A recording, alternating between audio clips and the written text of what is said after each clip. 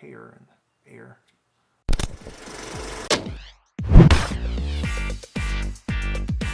Hey guys, this is Dylan. And I'm Lydia. And we're here for The Broken Dead. And Broken Pictures is our website. That's www.broken.pictures.com. And check that out, see what we're up to. And don't forget to like and share the video and subscribe to our page. That way you can get more updates and hit that bell so you can get notified on new videos when they come out and stay up to date with, we're going to be doing this every week through The Walking Dead, and when new shows come out that we're interested in, we'll do those too, and hopefully little tidbits on pop culture and other things that go out as we get better at this. And all right, this is The Broken Dead. Today we're going to talk about Negan and Gabriel. This episode was The Big Scary You, and a lot of people thought that had to do with Negan's backstory, but we'll talk a little bit about that later. But apparently the Big Scary You was the unknown, according to Gregory, who is still weaseling his way around and filling his belly up with Simon's love. No, don't want to think about that. So Negan and Gabriel was a pretty intense scene. Something that a lot of people were waiting on. I was really excited to see how they were going to interact and what was going to go on, how they're going to get out, all that type of stuff. So it's been a full episode since we've seen them. Mm-hmm. Kind of where we left off was we saw Gabriel going into the little trailer where they're trapped, and Negan asking him about what type of pants he's interested in, and that was where we left off. So it's interesting to see where we immediately pick up, and they just jump right in. Mm-hmm. Literally, Negan jumps at Gabriel. Yeah, he jumps in, he dominates him, steals his gun, and then right after he dominates him physically, he dominates him mentally, and just lets him know, sits on top of him, and let's get you properly on your ass, so that he didn't want him to stand up and be on his level. He's just like, you stay down there, and I'll stay up here. Then Negan gets creepy, talking about how he saves people, and they have a little discussion about what they believe, and Gabriel tries to get a confession out of him, and of course Negan is not willing to give anything up, and he's not going to give up any of the high ground where he's dominating, and of course he's the alpha male, so that's characteristic for him. He's not going to give anything up. So Gabriel keeps pressing. They kind of get into it verbally, and Gabriel comes up behind him, and Negan starts flashing his bat, and so then Gabriel uses the opportunity when Negan's a little flustered to steal the gun and lock himself in the room.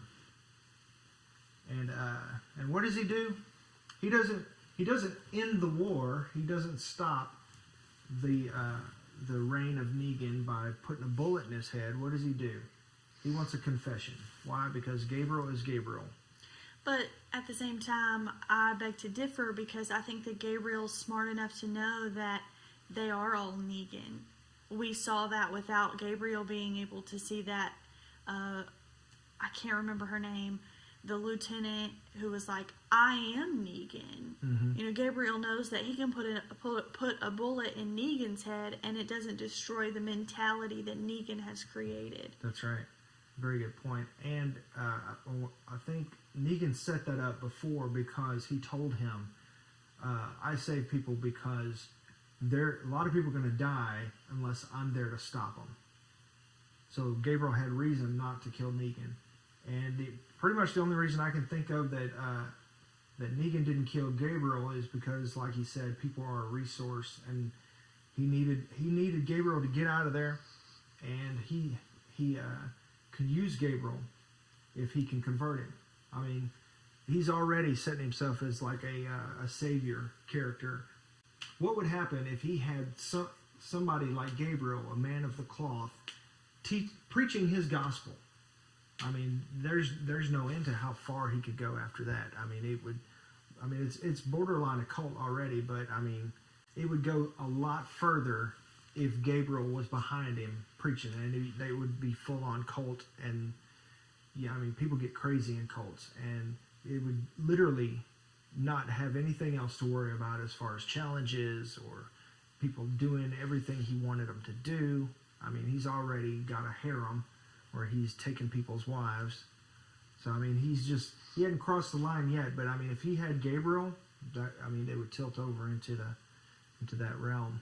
I mean, even the other side of it, he's not trying to convert Gabriel to his side to use him as a preacher. He's just trying to use numbers again and saying, hey, I've now got 2 of your men, Rick. Mm-hmm. I've now converted. Don't you see that this is the way to go? I even convinced your priest that he needed to come to my side of thinking. Mm-hmm. And I think that there could be 2 ways that Negan is trying to use him, but he's definitely trying to use him for something else. He's got a greater purpose. And I think hearing Gabriel confess that he needs a purpose played right into Negan's hand. Yeah, absolutely.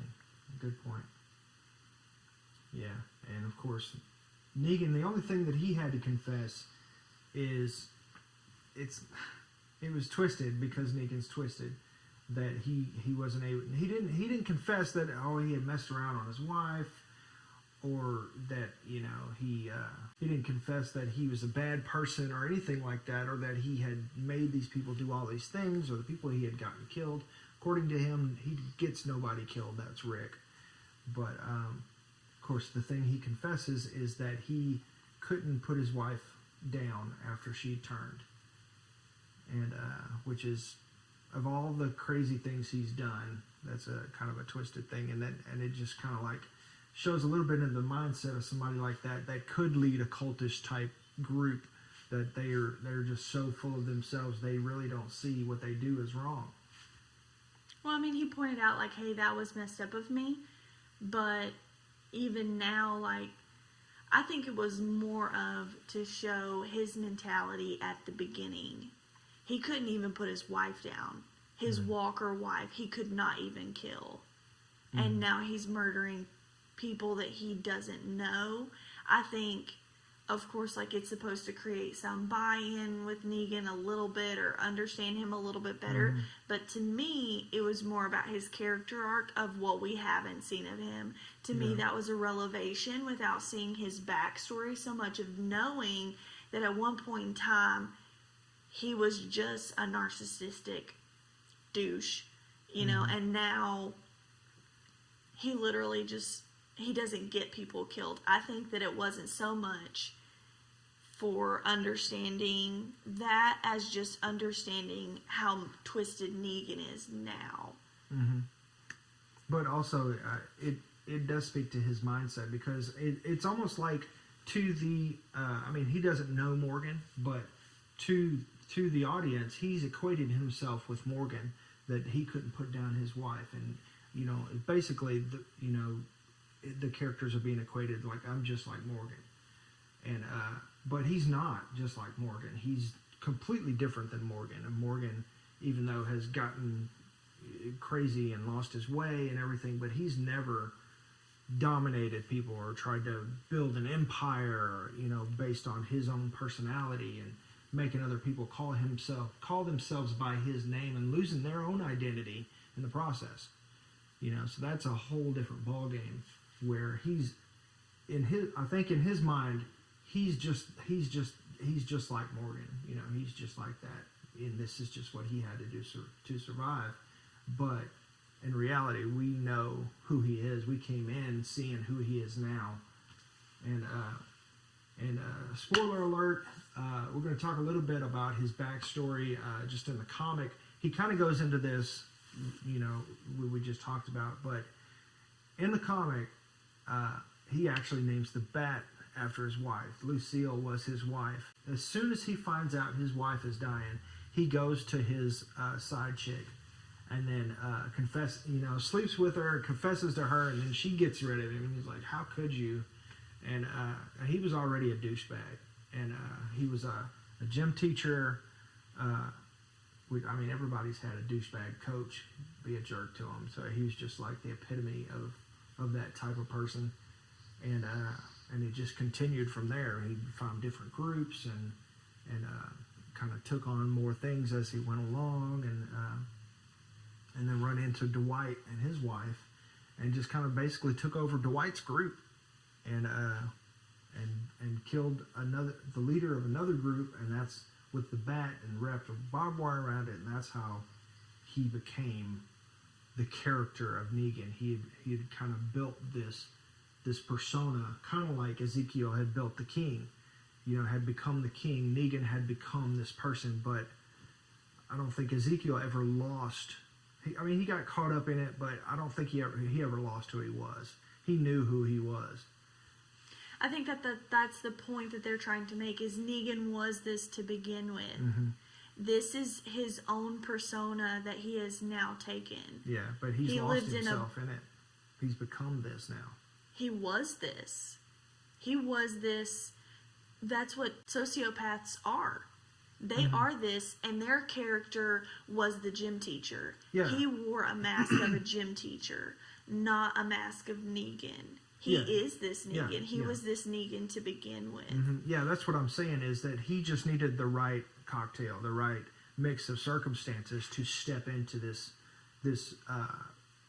blown out of proportion character, where he would have the opportunity to act out the extreme case of his sociopathy.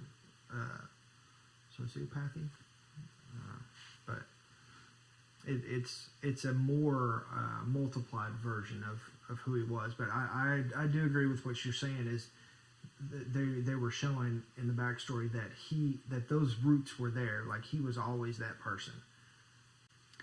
I think that they are I think that they're drawing a parallel between Negan and Carl, not Morgan. Really? Carl had to literally put down his own mother after watching her give birth.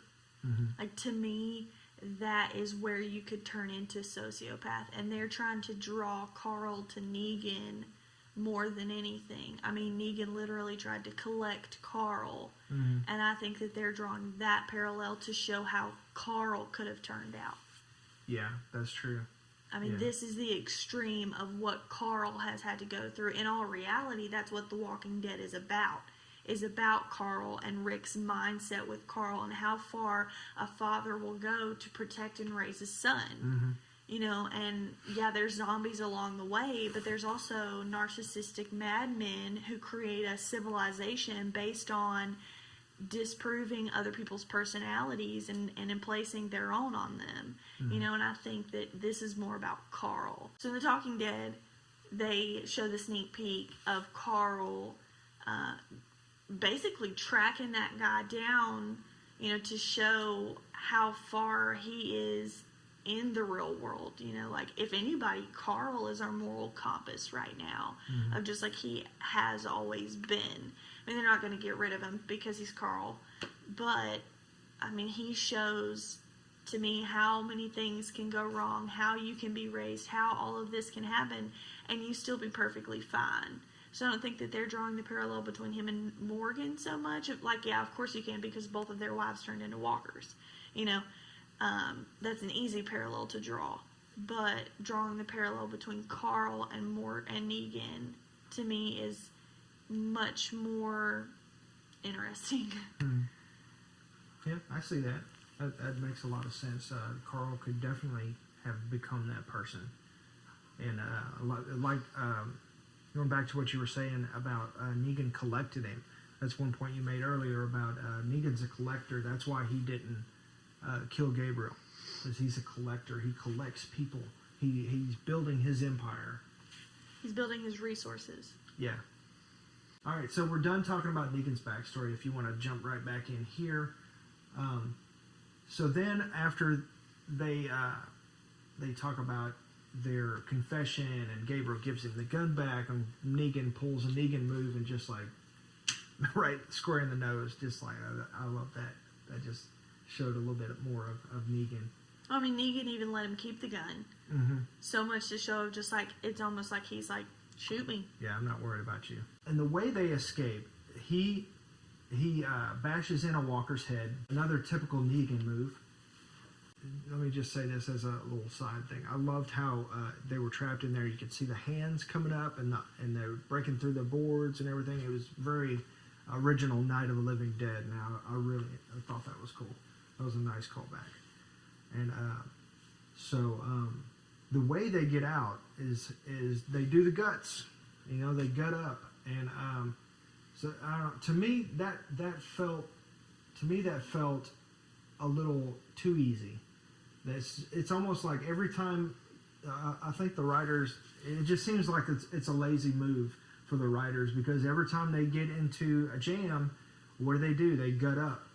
And what's it called whenever the hero that didn't exist, like they write in a hero to kind of save the day? Oh, the Deus Ex Machina. If I'm saying that right, I don't know how to say the first word correctly, but like in the Greek theater, they would take things as far as they could, but then there was no logical way to fix it, and so they'd have a god character come in on the machine and drop in from the ceiling and just boop, poof everything back to where it was supposed to be. And that's lazy writing. That's cheap writing. Granted, it's fun for the audience to watch everything deteriorate, but it's even more satisfying when you see a logical conclusion. And it wasn't a logical conclusion, because everything kept going wrong. They get out, they gut up, and then they go through, and they even talked about on the behind the scenes thing how they used it built a new camera contraption so that they could get in close quarters and so it could feel claustrophobic, and they could be right in there with the walkers and see how Gabriel and Negan, how close they were and how much in danger they were. But then we see everything goes wrong, and they start firing gun, and they're attacked, and the bat, swinging the bat, they're killing zombies left and right, and then 3 zombies just fall on top of them. Walkers. I'm sorry. You're right. My bad. I apologize to all the fan base out there. They're not zombies. They're walkers. I got your back. So, my bad. Faux pas. So, 3 walkers fall on top of them, and next thing you know, they just pop. They just show up. No big deal. They're not smeared in blood. They're just regular gutted up. Like, to me, it was like, Gabriel should have at least had backsplash. I mean, he's killing walkers, shooting walkers, like blood would come at him. Exactly. I mean, that's just how they made a point to show how close quarters it was. Yeah. And then it wasn't The Walking Dead. It was cheap. It was a cut. It was a Deus Ex Machina. It just happened, and they got out. And we've seen other situations, like when they're trying to escape Alexandria, and Sam, mama, and that just, like, all hell broke loose, and several people died. And it wasn't even a herd of walkers. Like, there were several around, but for crying out loud, Carl lost an eye. Somebody needed to lose something, and Sam, his brother, his mom, they all died. I mean, just in one little mix-up right there. I mean, the tension, the stakes are high, but there's no payoff, and that's just a fail right now. The Walking Dead is just not doing well on that, because they've got so many A characters that they want to keep that they're not killing anybody important. We killed the tiger, but I mean, we killed all of these kingdomers. Peasants. What are they called in a kingdom? I mean, all of these people, but. First of all, we didn't know any of them. That changes the odds of the fight, but it doesn't matter emotionally to That's the what viewer. I was about to say. My bad. I was just like, sorry. We killed all of these people that we don't know. We have no emotional connection to them. Yeah. We brought Eric in really, like, just a last second there to make us love him, just to kill him. Mm-hmm. We brought Methuselah. What's that guy's name? Methuselah? What is his name? Season 1. Or Morales. Oh, Morales. We brought Morales back just to kill him. Like, we're not pulling the trigger on people we need to pull the trigger on. We're making up people to kill. Right. And because we know somebody's got to be killed because it's war, right? It's Right. all out war. It's this huge event, but it's not. It's playing out as playground. Especially when last season you kill Sasha, a character that people loved, and you give her such a glorified death. You know, of just like leading us into all out war. I mean, you almost lessen and cheapen Sasha's death because it was all for nothing, because nobody else is like, the stakes don't seem high enough. Like, we're raising the stakes, but then it's just like it's like the roller coaster effect where you hit the climax, but the climax kind of sucked. Yeah, you know, and you're just just plateaued. like, woo. Yeah, you know, like it keeps going and going and going. Yeah, but like I mean, now you're there. If you take 5 minutes to climb a hill and then you get to the top and there's no view and there's no, there's no rush down, and it's just like a whoop, then it feels crappy. Which is fine, because The Walking Dead is known for doing it all at once. You know, so we might be feeling like this, and we come back next episode and turns out Gabriel got bit. You know, and then someone dies. Yeah, but at the same time, I mean, they always spend the first half of the season character building and plot building and moving slow, and then they come back after the break and just hit it. Boom, boom, boom, boom, boom.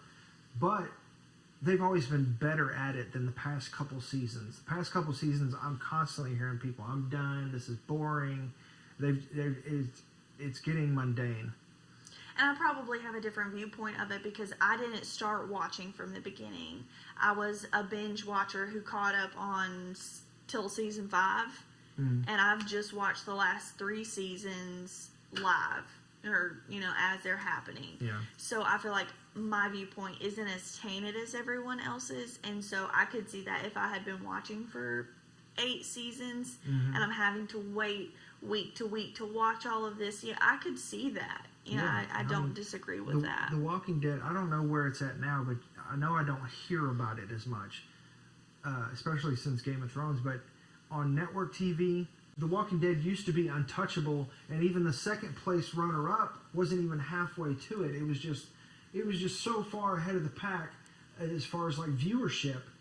But right now, there's so many other good shows going on. I don't know if. I mean, there was good shows going on at the time too. Breaking Bad was ending when it started up. There was a lot of good shows on television. It was just starting the golden age of television, or the second coming, whatever you want to call it. But right now, I mean, we've got Game of Thrones. We've got how many other shows that are going on that are just like phenomenal television shows. But you also have to think about the fact that Netflix. Before Netflix wasn't as big, Hulu wasn't as big. You didn't have on-demand like you do. Like, TV was kind of what you had, and Sunday night television is a lot different than week-to-week basis. That's true. The things that you have throughout the week are completely different than Sunday night. So guess what? If The Walking Dead and Game of Thrones were on the same night, guess which one I would DVR and guess which one I would watch live? I would watch Game of Thrones live. You're not pitting them against each other because they're not the same. Yeah. But now you are. So for so long you weren't, and now you're getting into the thick of where, like, The Flash comes on Sunday nights on CW. I mean, like, other things come on that other people are watching because The Walking Dead is in season 8. Yeah. It is a little played out. It is a little slow going right now. And if you're not a nerd and really into the comics or really into the show or into the background, it's just another zombie show. Yeah. But, I mean, the source material is so rich, and I don't know, it just seems like because they've got the source material to go against about what, and they know what works and what doesn't work with the audiences because it's already been through the ringer with the audience, with the comics. And so now it just seems like it would be not easier, but more tested and have an advantage over other shows that aren't necessarily based on anything. Game of Thrones is, of course. Well, not at this point, but, I mean, this is just my viewpoint. And even Game of Thrones is kind of falling off, too. Yeah. This is just my viewpoint of just, like, what happened, what does that show? To me, that shows an outside source stepping in, calling shots that they know nothing about. And that's just, like, Fear started off terrible because someone who didn't know what they were doing started it. Now Scott M. Gimple is pulled away, doing a little bit of Fear, which is picked back up, which is awesome. But to me, Game of Thrones has fallen off. Well, isn't it because, to me, it's because George R. R. Martin doesn't have a hand in it anymore because of this. I mean, you got to think about it. Robert Kirkman has his own show now, The Secret World of Comics. Yeah. You know what? Like Robert Kirkman and Scott M. Gimple are all pulled away. And to me, they just have their hands in too many pies, and it's not balanced well. That's a very good point. Yeah. Just the team of writers just need to step it up, and a lot of people are getting frustrated with The Walking Dead right now. But I'm telling you, I'm hardcore. It will pay off in the second half of the season. When they come back, it's going to pay off. And if it doesn't, then we might not continue doing the show. But if it just falls to crap, then we'll find something else to do. Then we'll just make fun of it. Yeah, we'll do something. We'll figure it out. Trust me, I've got sitting on a stack of things and errors to point out. Yeah. Call me Scott. Nicotero. Where you at, Hurd? Galen Hurd. Yeah. Not that any of that was relevant. All right, so what's going on with Gabriel? Is he bitten? Is he faking? Is he sick? What do you think? I think he's got a little subplot going on. I think he's trying to get Dr. Carson. He's going to meet up with Dwight, and they're going to get Eugene, and they're going to head on out.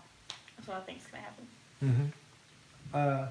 That'd be pretty interesting, since before that wasn't really part of the plan for him to be in the building. He wasn't supposed to get left, so that would be a nice development, something he just kind of came up with on the fly. And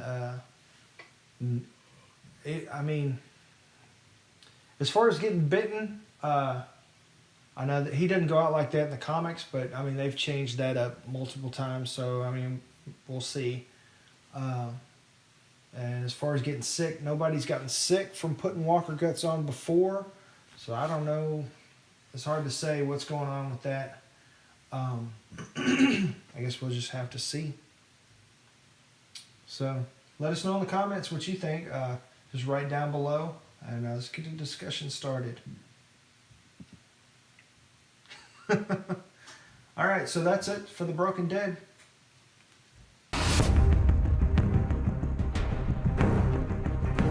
This is Dylan. And I'm Lydia. And that's all for us today. We're here for Broken Dead, Broken Pictures. That's www.brokenpicturesno.com. Check out our website, and if you like the video, give it a like. If you like it, share it with your friends, and so we can get our 10,000 views. That's when YouTube starts paying attention to us. And so get it out there, help us get the word out, and Make sure you subscribe. yes, please subscribe so you can see when new videos come out. And we'll not just be doing this show, but we'll be doing topics on other things as well as other shows when they air. And so that's it for us. Thanks for watching. See you next time. Peace.